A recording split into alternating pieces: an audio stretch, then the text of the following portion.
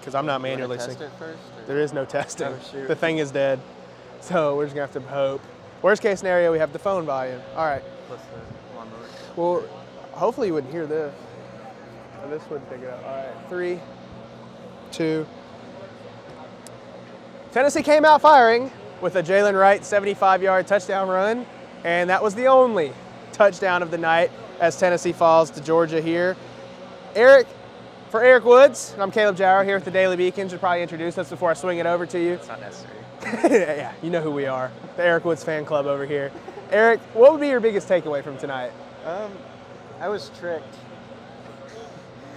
I don't know. Every time Tennessee comes out with a first drive touchdown, and I'm like, oh, this could be something here. They have a chance to upset, and this one was a little different. It wasn't like they just had a scripted drive where they just diced up the defense and then everything fell flat. They had a first drive touchdown, and it was like, okay, they're going to be able to run the ball today. That wasn't the case. Yep. And it was a scripted first play for 2 days. Jalen Wright's known, but also it's not a special first play either. You're running the ball in the middle. You don't script 75 yards. No, exactly. I hope not, at least. But it feels like with this Tennessee team, like we saw tonight, that first scripted drive or second scripted drive, you get a touchdown, and then the brakes fall off, and there's no stop. I mean, Georgia rattled off 24 unanswered points, and Tennessee didn't even piece together in offense during that time. Same thing we saw happen last weekend in Missouri. Same thing we saw happen at Alabama. Same thing we saw happen at Florida. It's the same trend with this team when they lose these football games is that the other team gets on a run. And it's not, I mean, we talk about runs in basketball, but I feel like we've talked about them more in football with this team. Other team gets on a run, there's no stopping them for Tennessee. We saw that again tonight. Joe Milton finished the night 17 of 30 for 147 yards. Only one Milton found the end zone tonight, and it was Kendall Milton for Georgia. So, I mean, you can't blame it on quarterback play because the defense still didn't play good. But I just feel like all around this was probably a subpar performance for this team. I didn't think Georgia played out of their minds by any means. I mean, 472 total yards, I think. Yeah. That's not, I mean, that's a good number, but it's not something that's uncomebackable.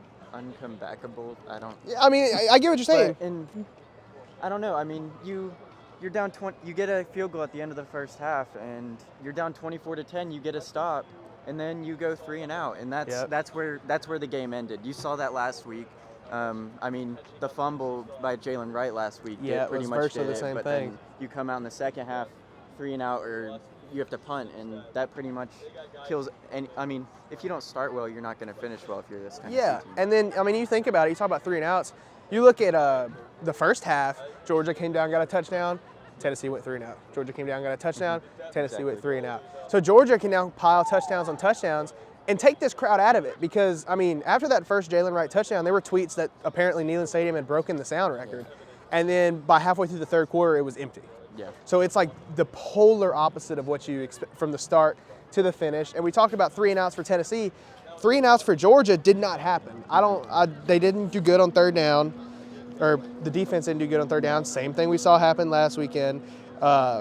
Georgia went 9 for 13 on third down. 2 of 11 for Tennessee.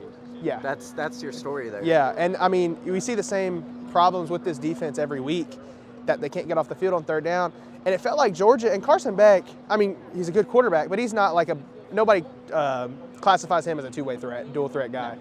I mean, I want to say he scrambled for 2 or 3 first downs himself. And then you have Brock Bowers, who somehow always finds his way open. And Georgia ran a trick play that had Tennessee completely fooled, got a touchdown. It just feels like the same issues we saw last weekend, the same issues you see at Alabama and Florida in the last 2 losses, came up tonight. And it's those issues that are really keeping Tennessee from hitting that next level. I mean, it's definitely concerning because it's something that's been a theme for all of Josh Heupel's tenure here. And it's...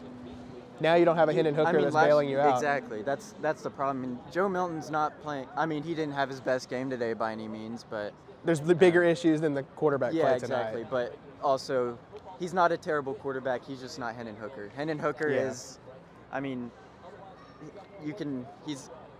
he's not a guy you're gonna have every year. And Joe Milton, he can't just make those throws when you need them. And I mean, and I read off Joe Milton's stats earlier, 17 for 30, 147. Yeah. I can think of 3 or 4 balls that should have been caught that weren't. Caleb Webb had a diving catch off his hands. Squirrel White had one in the middle of the field off his hands. Chaz Nimrod or Caleb Webb again out on the outside catching a screen, had one go off his hands. And you're missing 2 receivers. You're missing 2 receivers, 2 tackles. Javonte Spraggins goes down. I mean, everything on the offense is just kind of shooting itself in the foot. And you saw Heupel talk about it today. The program has a long way to go. This offense has a long way to go before it can compete with the Georgias and the Alabamas. And whether that's stacking recruiting classes, stacking transfer portal classes, he just seemed genuinely disappointed. Like last weekend, you could tell he was mad about what just happened. Yeah. This weekend, it was just like disappointing. Like the offense is not explosive like it was last year, and it's hurting this team because the defense wasn't good last year either, but they made up for it with the offensive performance, and now you're not getting that offensive performance outside of that Jalen Wright run. I wrote it in my story. I don't remember the number off the top of my head, but if you take off that Jalen Wright run from the rushing yards, I think they had like barely over 50. Yeah, and then, I mean, after that Jalen Wright run until the end of the second quarter, 57 yards of total offense. I mean, yeah, that's that's not how you win.